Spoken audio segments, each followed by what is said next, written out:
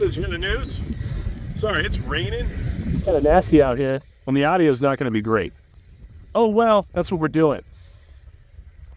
Bulletin went out warning FFLs in Texas that drug cartels are actively seeking to acquire 50 caliber rifles, ammunition, and belt-fed machine guns. You think that could be a problem? Well, I think that it sounds like business as usual. Although, in the context of timing, you should be aware of the fact that these cartels are in fact a piece of the puzzle when it comes to how China plans on dominating certain aspects of American life. And in the future, these cartels will be used to leverage the power they have over certain regions of areas that they're going to try to establish control over.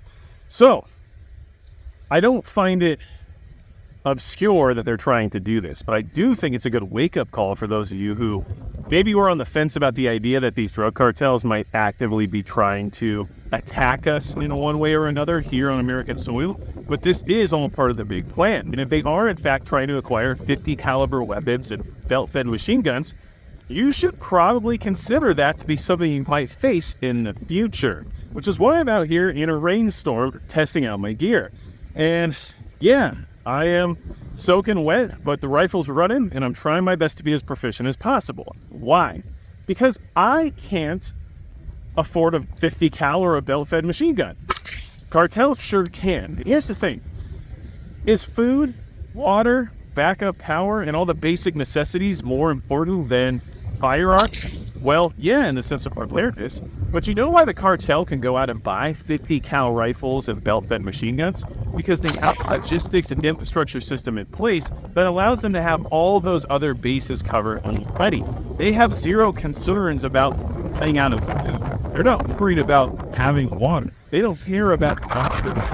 They can afford all of those things as well. And that allows them to then go on to something much more dangerous, like acquiring 50 caliber rifles and machine guns. Now, can you go buy a 50 cal and a belt fed? You sure can. You're an American and you totally deserve the ability to do so, right?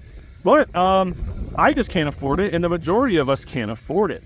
So what's our best option when it comes to that? Because look, food, water, power, everything else, you should have that. Well, you should already have it. If you don't have that, then some of this might not apply to you as much because you need to take care of those things first and foremost.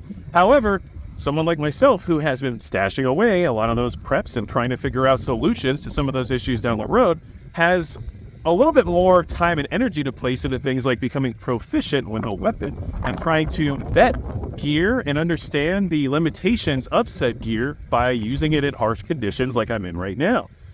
Obviously, a lot of this is allowed for by my partnership with Midway USA, and they are the biggest supporter of the channel. And right now I'm actually wearing their rain gear. This is their Midway USA branded rain gear, and it comes in large tall, which is why I got it, because I'm 6'3", and that matters. But at the same time, they allow me to get out here and do things that would be more difficult for others to do. So I try to share the information I get from these outings with everybody when it comes to what works or doesn't work in raid. As for example, the RMR on top of my ACOG right now, not the best covered in water. But you know what? I still got the ACOG, so I still have an aiming solution. Either way, getting out and practicing these skills is something that you'll never have enough of. It's very much like bushcraft. If you don't get out and try to survive in the wilderness for weeks at a time, you won't know if you can survive in the wilderness for weeks at a time. And the same goes for firearms when it comes to efficiency and proficiency in the use of these weapons, which, yes, they are weapons. They're not just guns. They're literally weapons. Get over it. So, I can't afford a 50 cal. I can't afford a belt fed. I have food. I have water. I have power. I have a strategic location that is better than where I used to live. So I can invest some time and energy in trying to be more proficient with my own defense, which in fact will be your own and only your own. There is no one coming to help you in a lot of these situations. And if the cartels are activated by the Chinese to establish areas of control over certain populations, you're going to be the only line of defense because they will already have figured out how to eliminate the competition. When I say that, I mean your local police force, whatever military establishment there may be there, which will likely be disrupted due to whatever chaotic event brings all this on. So in reality, it's up to you and your community to respond. And these people are acquiring 50 caliber rifles, 50 caliber ammunition, and belt-fed machine guns, which means you're going to probably need a lot more than just an AR-15. But if you don't have the fundamentals or the basics down for using your personal defense weapons, like I have right here, then you're definitely not going to be much of an asset if that really is the number one threat and issue. And the other side of that equation is that this might not save me if somebody with a belt fit or a 50 cal comes walking up to my door. I mean, that's just reality, right?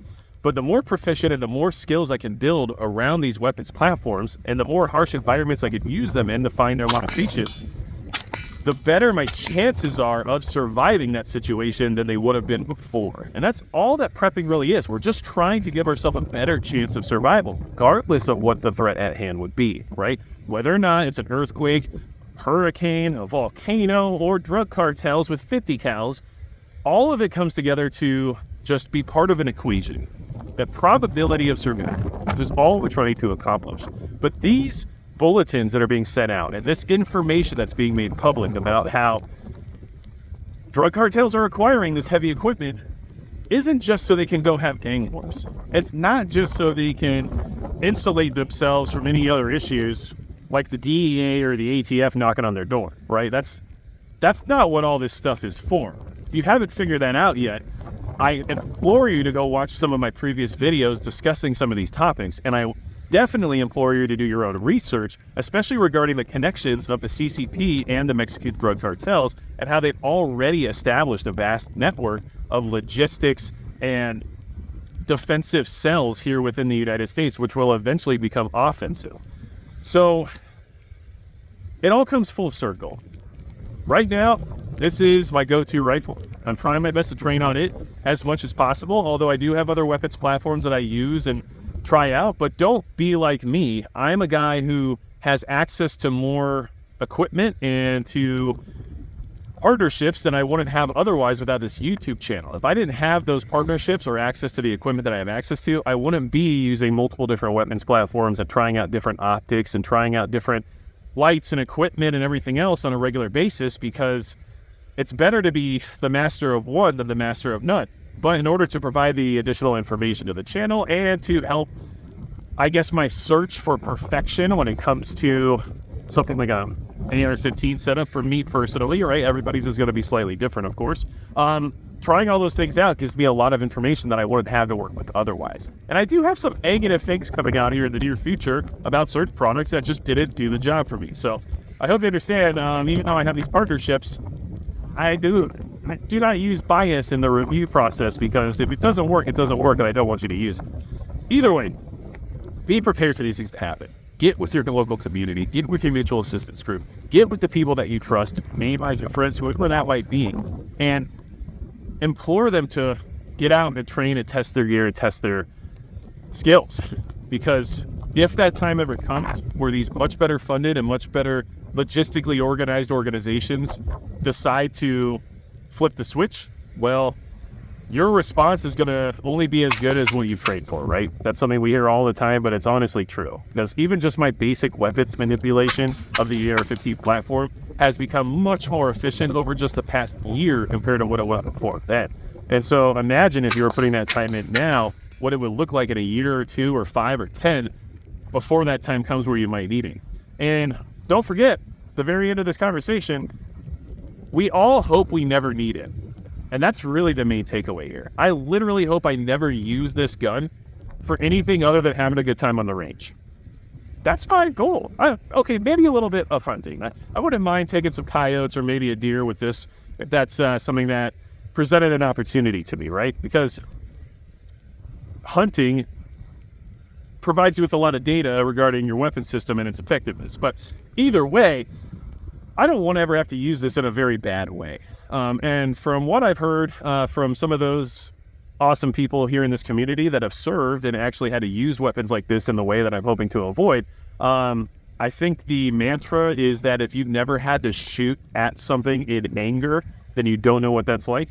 And I agree, and I hope I never learn what that is like. But I'm starting not to be able to talk because this rainstorm is wrecking me, apparently. I am still dry, though, so mission accomplished on the wet weather gear. If you need anything else from me, go to magicprepper.com. And besides that, it's going to be it for Magic Prepper.